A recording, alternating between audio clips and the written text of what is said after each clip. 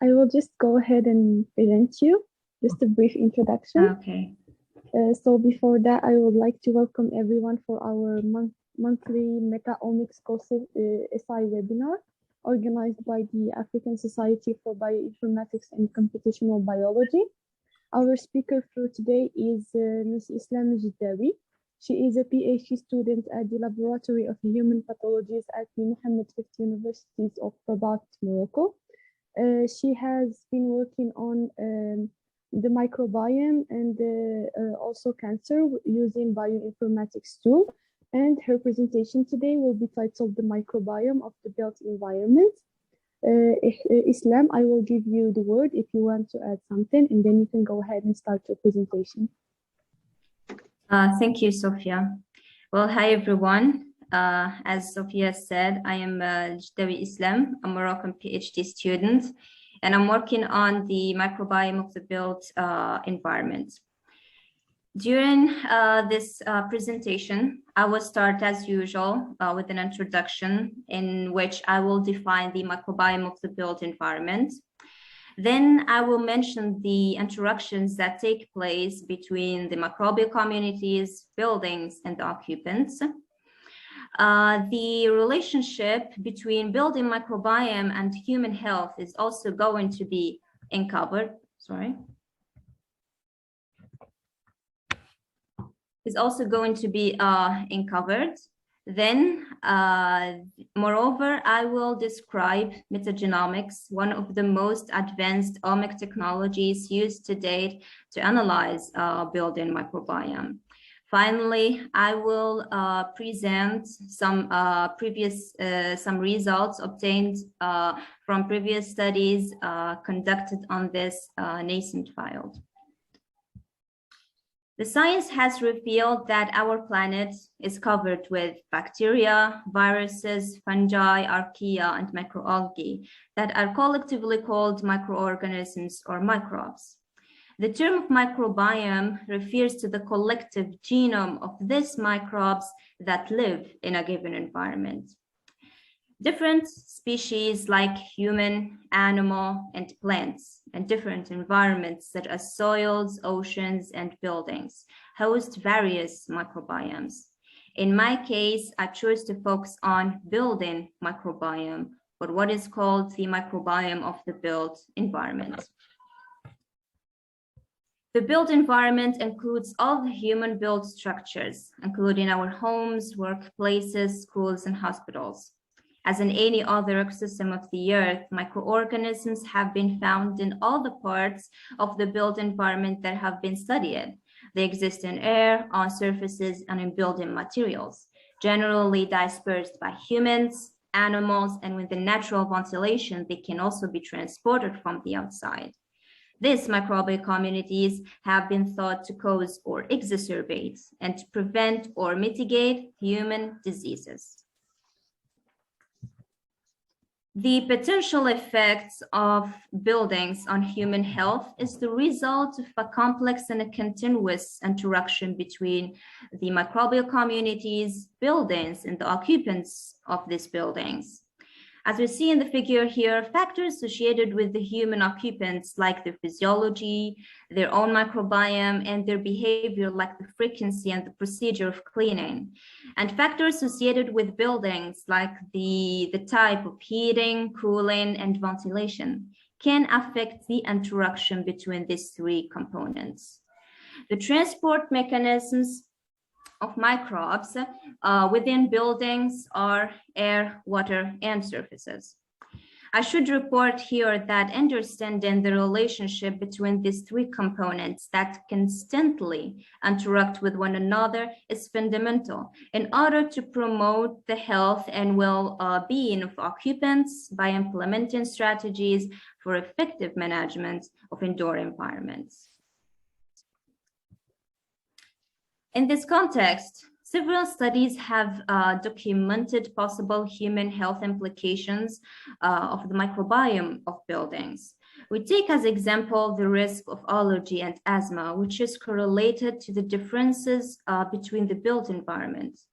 Studies of the dust in various homes has shown that the microbiome found in the dust was correlated to the risk of children in these homes developing allergy, asthma, or other phenotypes connected to these ailments. The second interesting example is mental health. Some research suggests that certain housing conditions are associated with some mental disorders, such as depression and anxiety. The microbiome of the built environment can also affect the quality of indoor air and intervene in the transmission of pathogens, such as the famous SARS-CoV-2. And plenty of studies have recently proven this fact. In order to gain an in-depth understanding of the microbiome of the built environment and get answers to all the questions associated with this topic, there is no better method than metagenomics. Metagenomic analysis is a method used to identify microorganisms present in the community and to provide insights about the functional rules of the microbes in environmental samples. Various metagenomic approaches answer fundamental questions. The taxonomic metagenomics determine which organisms are present in the community, while functional metagenomics uncover what roles they play. Although metagenomics is still a very new science, but it has already produced a wealth of knowledge about the uncultured microbial world, thanks to its radically new way of doing microbiology. The two most commonly used metagenomic approach for identifying microorganisms for high throughput data are amplicon-based method, which includes the 16 sRNA approach and the whole shotgun metagenomic sequencing. The 16 RNA approach is a relatively rapid and cost-effective, widely used method based on the 16S ribosomal RNA gene to make community-wide association and to analyze bacterial diversity in abundance. Significant insights into species richness, structure, and composition have been gained thanks to this approach. However, this method does not tell us much about the functional capabilities of the individual members of the community under study. Therefore, the authors can also, or the researchers can also perform the shotgun metagenomic sequencing to avoid potentially biased outcomes of the 16S approach and to deeply understand the taxonomic and the functional capabilities of the community. The shotgun metagenomic sequencing is an excellent method to obtain information about the gene content and the functional characteristics of mixed microbial communities. In summary, metagenomics, or the power of metagenomics, is applied to entire microbial communities, bypassing the need to isolate and culture the microorganisms, and by combining the power of bioinformatics, system biology, and genomics, it provides new access to the microbial world that colonizes our built environment.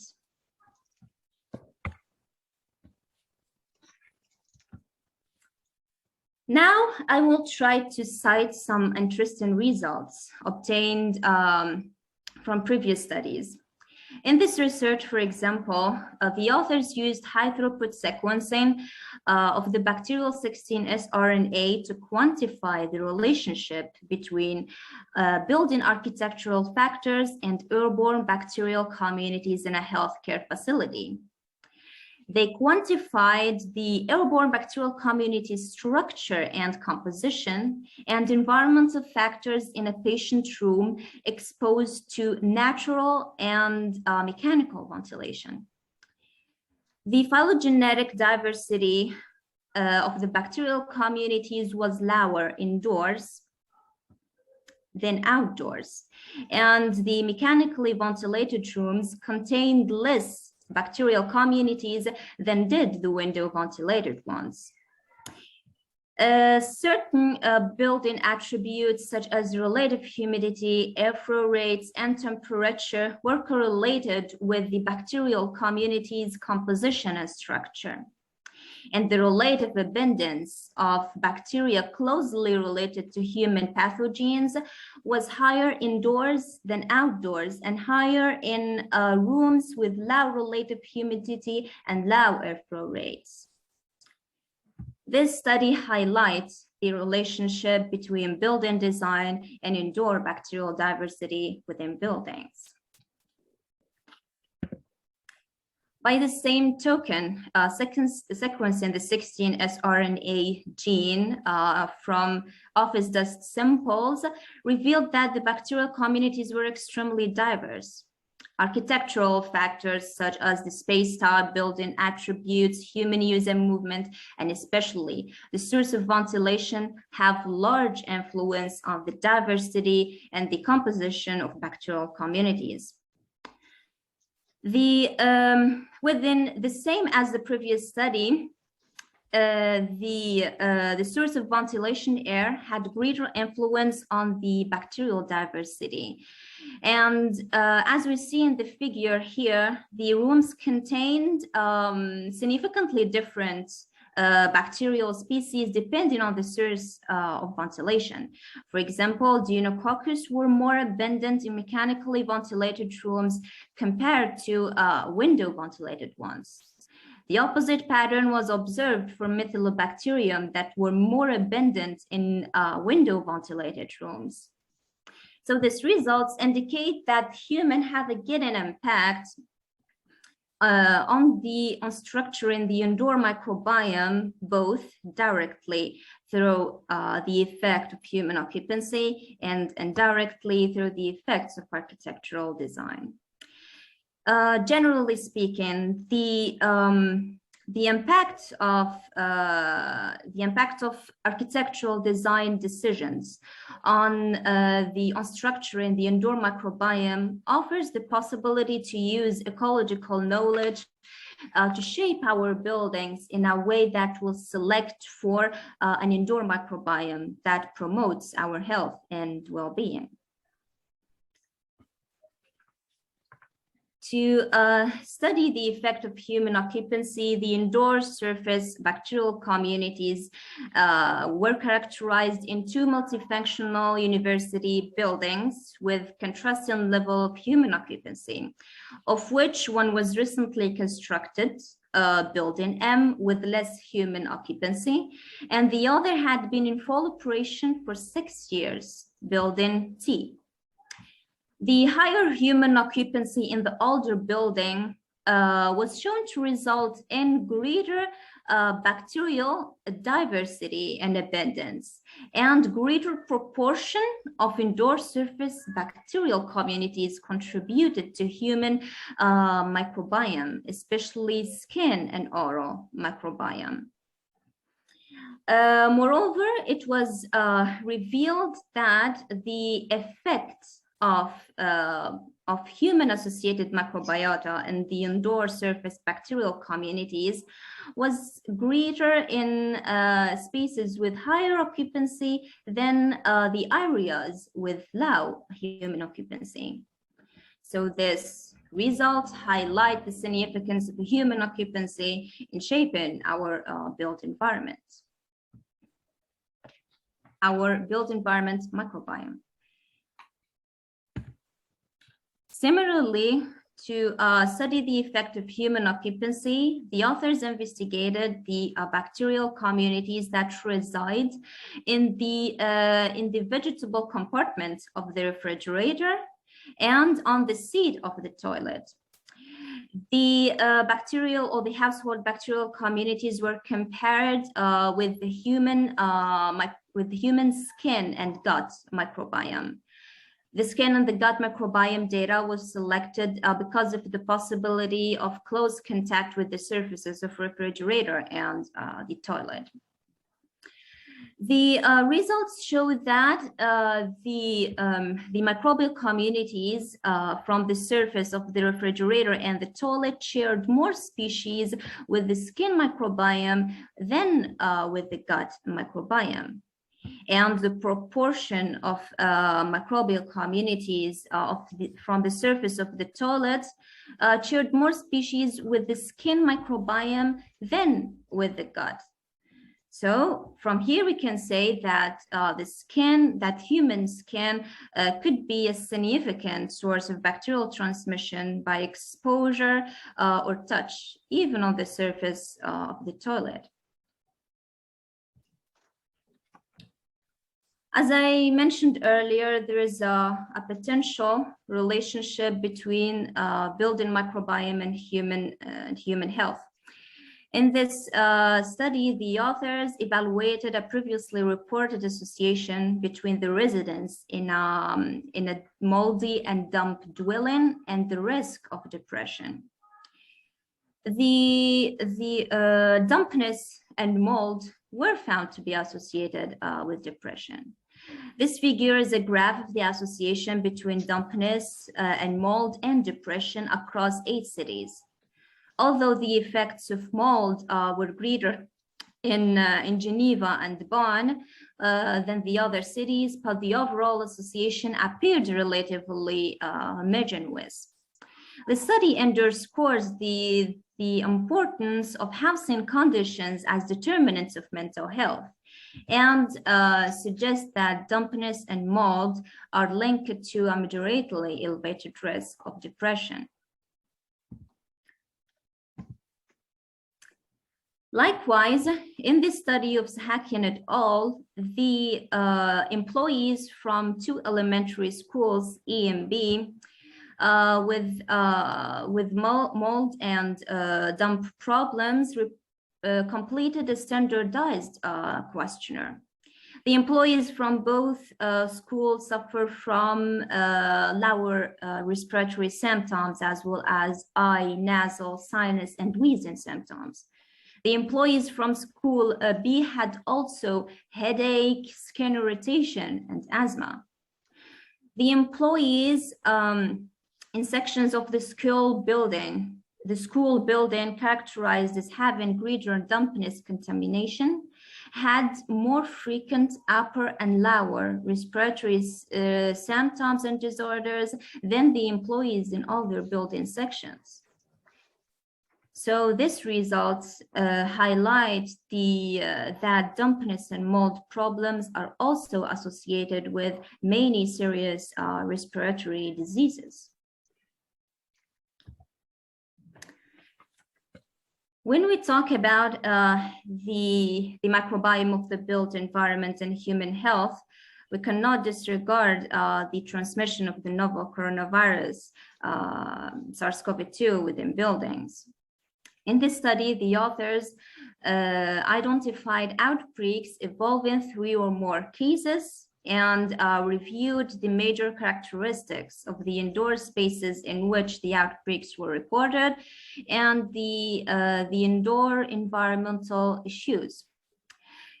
They divided the indoor spaces in which the outbreaks occurred into 6 categories: home, transport, restaurant, entertainment, shopping, and miscellaneous. 318 outbreaks involving 3 or more cases have been identified, and the home outbreaks were the dominant category, followed by transport. All the identified outbreaks occurred in an indoor space, which confirms that sharing indoor space with 1 or more infected people can be a major SARS-CoV-2 infection risk. The same thing here. Kian et al. Studied 3 families, A, B, and C, that ate lunch in a restaurant on the Chinese New Year's Eve at 3 neighboring tables. 2 members of family B and 3 members of family B and 2 members of family C became infected with SARS-CoV-2. whereas none of the waiters or the patrons on the remaining tables became infected. No close contact, no vomit contact was observed, aside from back-to-back sitting by some patrons. But the ventilation rates within the restaurant were very low. So these results support the probability of spread of SARS-CoV-2 by aerosols within buildings with low ventilation rates. Here, I just want to share with you our review paper entitled SARS-CoV-2 Transmission Pathways Within the Built Environment. This article is under second round reviewing, and the primary objective of this paper was report current knowledge on the viability of SARS-CoV-2 within different built environments, and to highlight the potential contribution of architectural design in virus transmission and containment. Now, it is really essential to point out one of the most striking projects interested in this type of microbiome, and which is called Microbiomes of the Built Environment, a research agenda for indoor microbiology, human health, and buildings. The vision articulated in this project is that microbiome research can get improvements to future buildings to enhance human healthfulness. To implement the project, the National Academies of Sciences, Engineering, and Medicine brought together a group of experts to discuss the microbial communities found inside of buildings and their potential effect on human health. In general, the committee sought to understand indoor microbiome research, the microbial communities found inside of buildings, and the potential effects that impact human health and well-being. Before finishing the presentation, I would like to share with you as well our Moroccan project. Based on the analysis of the microbiome of Moroccan buildings using metagenomics. In this research, we aim to analyze different environmental samples collected in several Moroccan buildings in order to characterize the microbial communities colonized in different Moroccan built environments, to highlight the effect of architectural design and environmental conditions on building microbiome, as well as to uncover the relationship between the microbiome of the built environment and human diseases. It is worth mentioning that the ongoing project is in collaboration with the national company called Al Umran, the leading development and housing operator in Morocco, and with the Rutgers University in the United States as a part of my Fulbright program. And I'll be working under the supervision of Professor Joan Bennett, who was the chair of the International Committee of the project Microbiomes of the Built Environment, the project I just mentioned in the previous slide. Finally, there's nothing better than ending the presentation with the interest and slogan of our project, and which is from research to application. Thank you.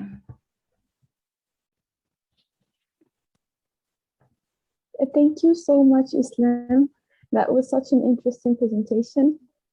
Thank you. And if you have any question, you can either ask them or leave them in the chat box, and I can read them for you.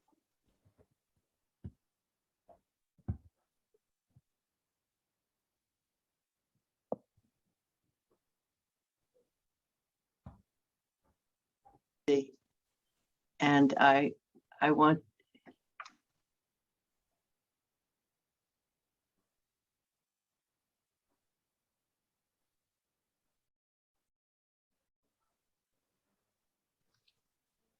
Can you hear me? Yes, we can hear you. Okay. Good morning in the United States. It's quite early here. It's Joan Bennett at Rutgers University. I liked your talk, Islam, a very nice review of indoor problems. My question is, given how often indoor air problems are associated with moisture, in Morocco, which is a fairly dry country, won't you expect a very different profile of indoor air metagenomics? How can I control the mold and moisture proliferation within Moroccan buildings? Yeah, wouldn't you expect so much of the research that's been done on buildings has been done in much wetter climates, I guess. And so I think it's important that you're doing research because it will be coming from a different background. But I wondered what you know already and what your predictions about what we don't know might be. Okay, yeah, the mold and dampness problems within buildings is currently a major problems, I think, in the majority of buildings in different parts of the world, especially the cities and the regions that are present in the coastal regions of the states. For example, the cities where there is high relative humidity and high temperature.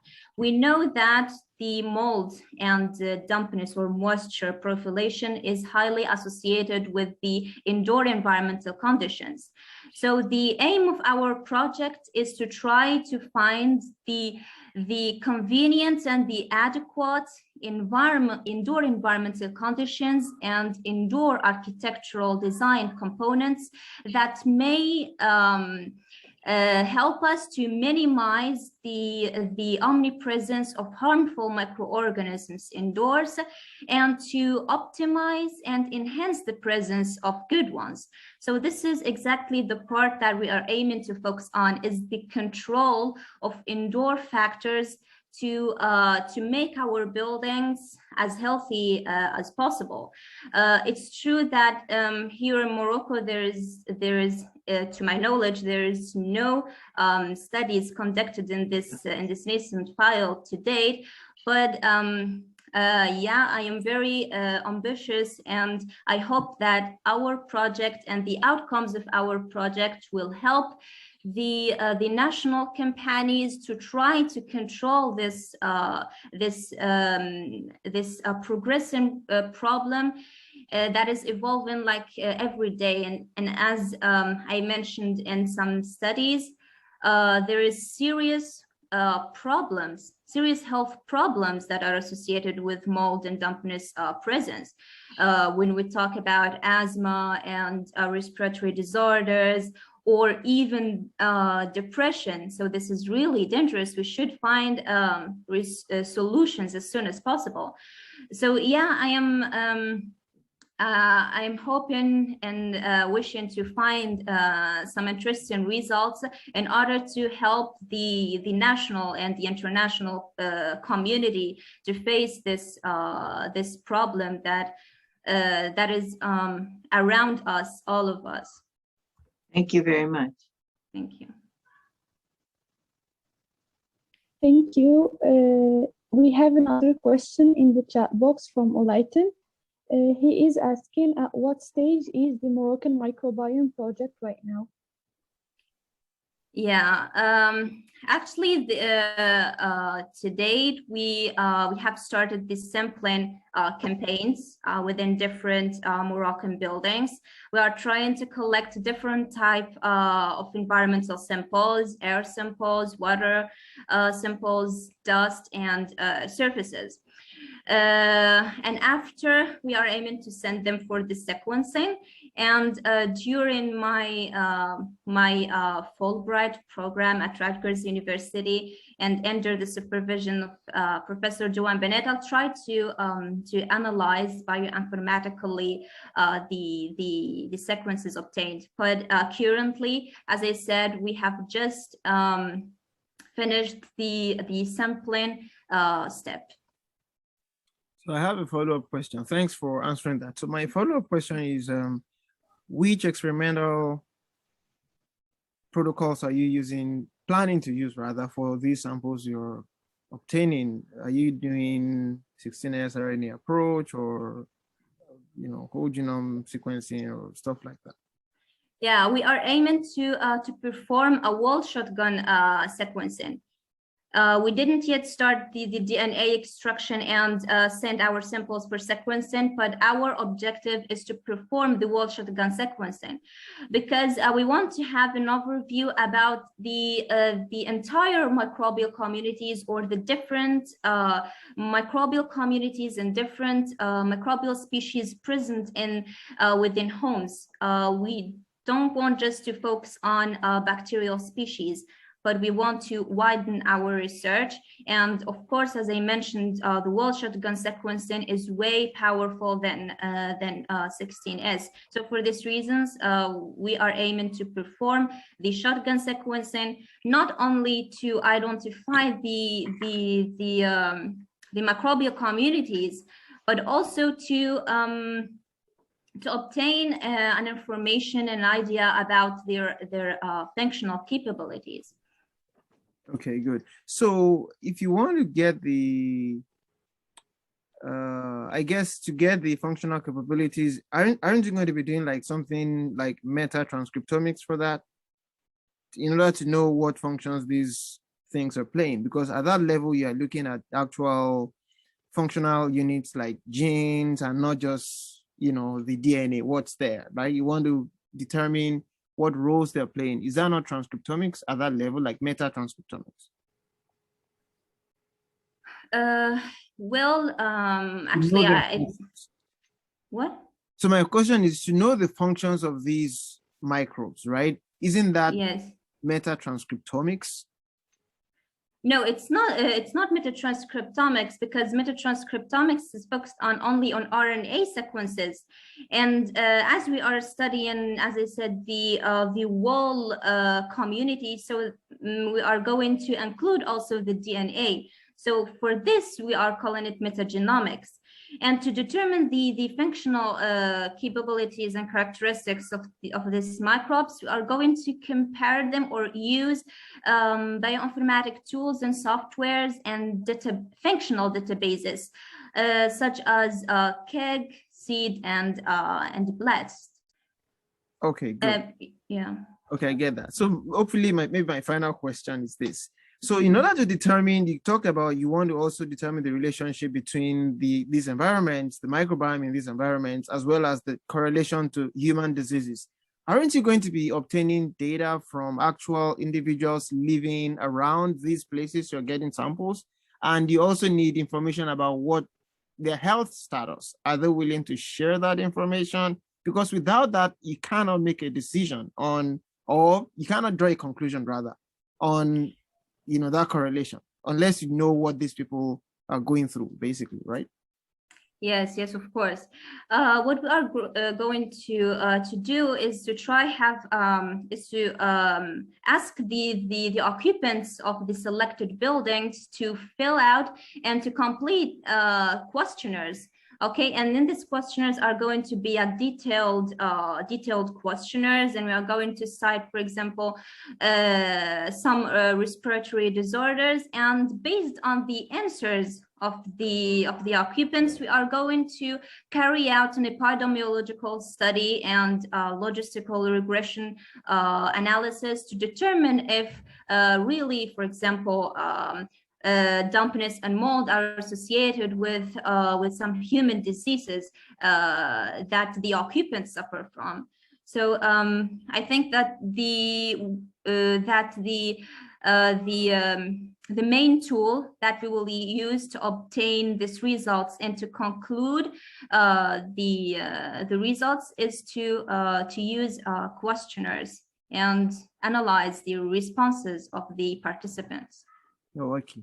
I think that makes sense. Thank you very much. And then you also take care of maybe confounding factors like bias and things that might. Yeah, of course. Thank you. Yeah, thanks. Thank you. I can see Nihal's hand is raised. If you can go ahead and ask your question.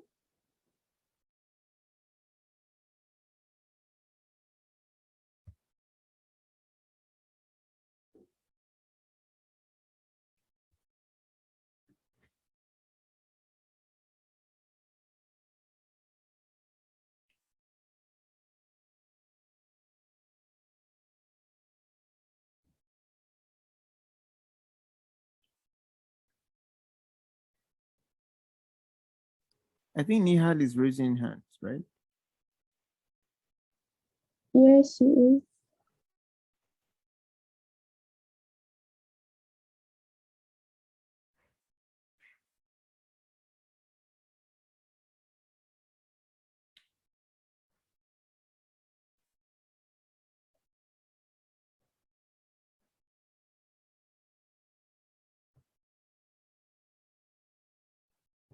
So if the audio is not working, I think Nihal can type the question in the chat. Yes, that's what I think as well.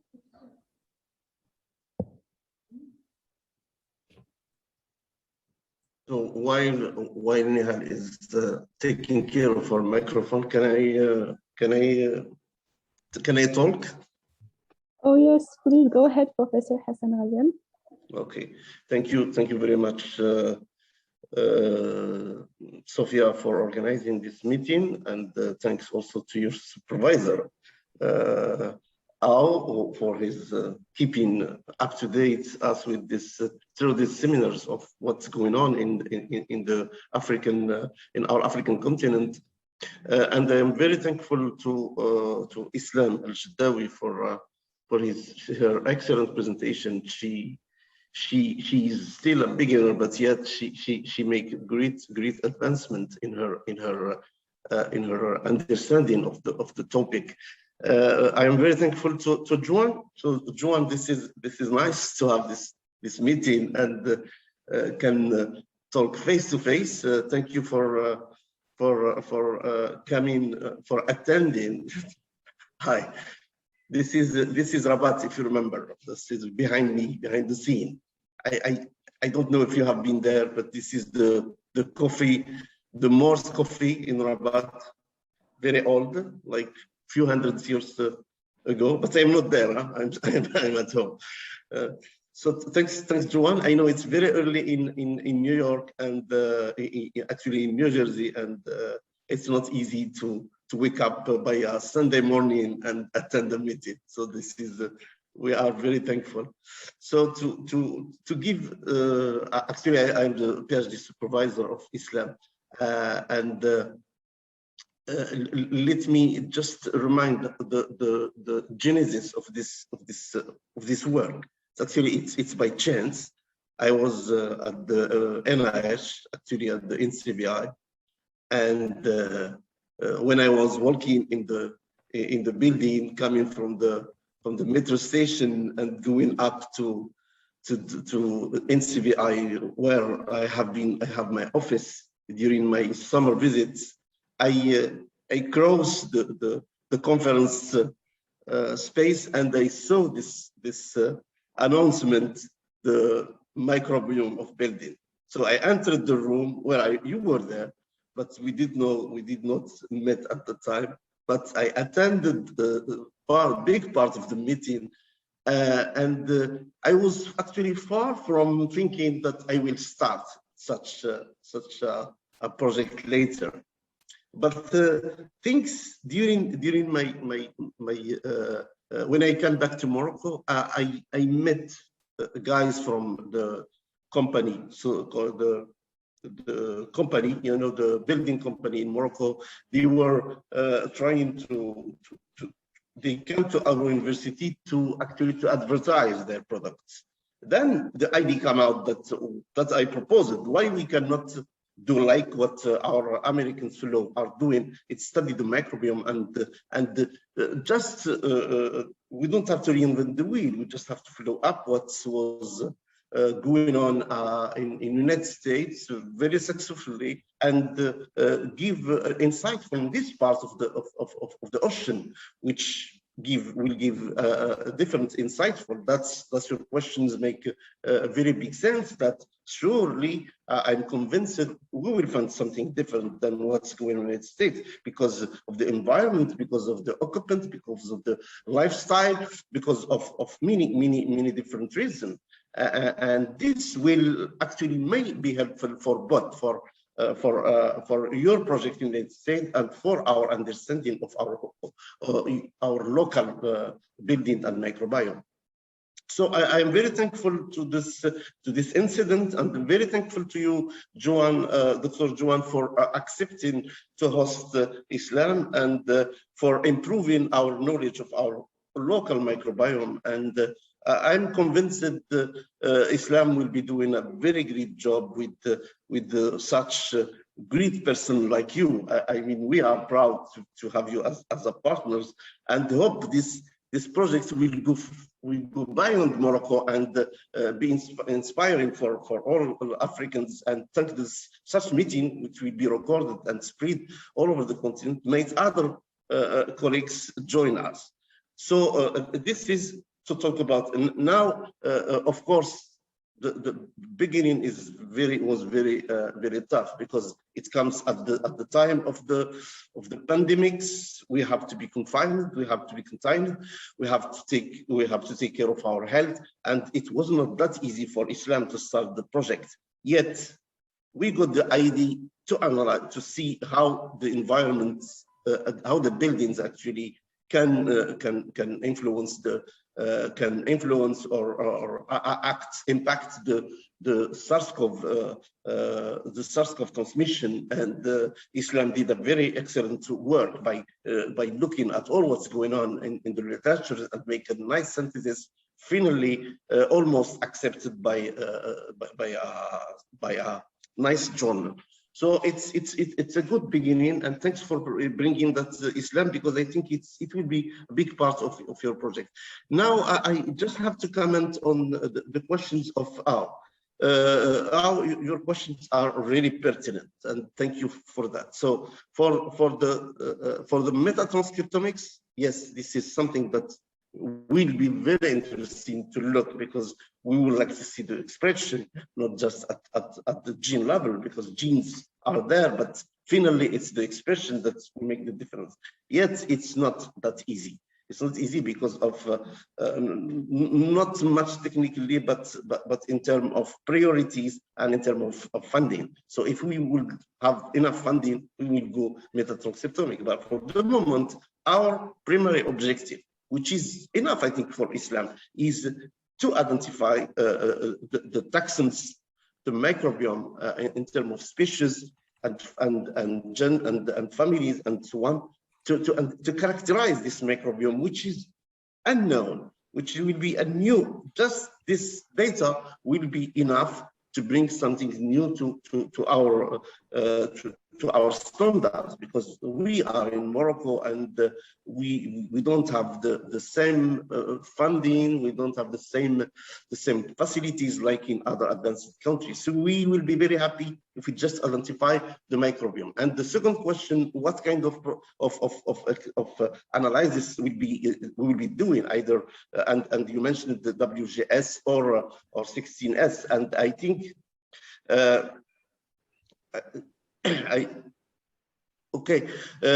thanks Al for interactive. So I think we will our plan is to do both, to the 16S and to the WGS, depending on the funding, but we will do 16S first, because that will give us first insights what is there and enough results to respond to the main question: what is our microbiome? What is our building microbiomes within the country? Of course, if we have enough funding, we'll go to WGS, which will be very helpful, not only in terms of identifying taxons in a more accurate way, but also in terms of functional analysis. So the actual functional analysis will be done if we have the funding to do WGS. If not, we will adjust to 16S and use what we call inference to predict the functional analysis. We have done that with another microbiome, and we will do that if we don't have enough funding to do WGS. So and finally, your question about all the data that should be carried out, identified around the projects, and which is what we call the metadata. Yes, we need to identify this information. It's not, again, easy to have all the information, but we are making a list for the moment, which will be like divided in two parts. One mandatory list, which really need in order to come out with the minimum explanation, but of course, to be exhaustive will be like accessory and depending on what kind of information will be available and allowed to have also, because we have this rule, this legal frame of personal data protection that we should take care of before we can start. And as you know, we have, if we want to go further on the health, we need the consent, we need the agreement, we need ethical authorization, which is not easy, especially nowadays. So that's what would be my comment, and thank you very much for these questions. And again, thank you, Joanne, for giving Islam the opportunity to come in your lab.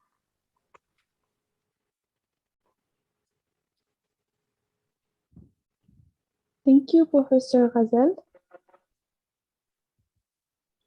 I think we have some questions and notes in the chat. I will start by reading Niha's question first, and I quote, I want to thank you, Islam, for this great talk and this brief introduction to how the microbiome affects indoor chemistry and vice versa.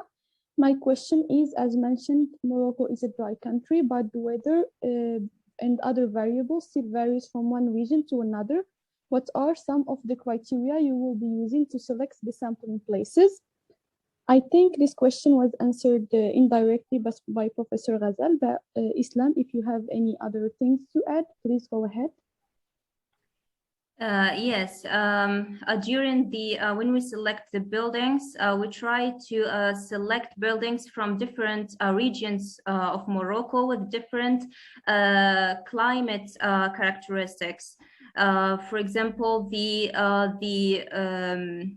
regions, the coastal regions, some buildings from the coastal regions, some buildings in the middle of Morocco, for example, from Marrakesh, and we try to diversify the selected buildings in order to study the effect of this environmental conditions. As I said, temperature and relative humidity on this microbial diversity within buildings.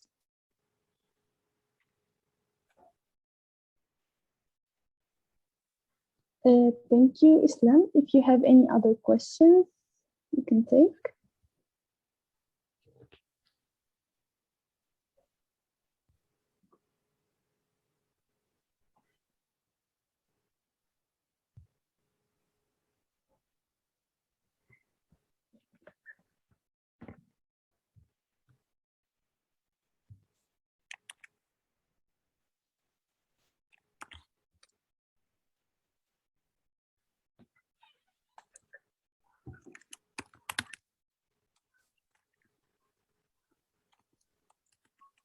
I see no other questions in the chat box.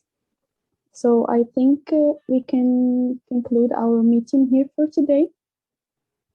What do you think, Ari?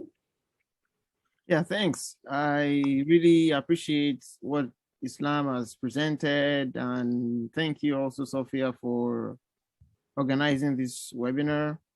And thanks, Professor Hassan, for your leadership of the group, and thanks to all the webinar attendees. I would like to just remind the attendees for this webinar to please subscribe to SUCB's YouTube channel. We're going to put up the webinar recording soon on that channel. And when we do other recordings, you know, there are interesting talks that people give in other communities of special interest from time to time. And if you subscribe, you can easily know about those things, especially if you actually even click the notification button. So that way you're notified as soon as those things are put up. So it would be great to have us subscribe to that channel.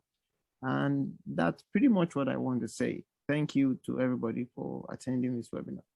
Thank you. Thank you. And thank you, Thank you Islam, for the all. great Thank talks. you. And once again, congratulations for your Fulbright, and we wish you good luck on your projects. Thank you, Sophia. Thank you very much. And thank you everyone for attending. Have a great rest of the day. All right. Thank you. Thank you. Bye. Thank you. Bye. It's not easy to bring people on a Sunday to a Correct. field. Correct. That is very correct. Thanks, Al, for taking care of my of the group of Sophia and No problem. No problem. Thanks. You're welcome. Okay. Thank you. Bye-bye. Yeah. Bye bye. Bye-bye.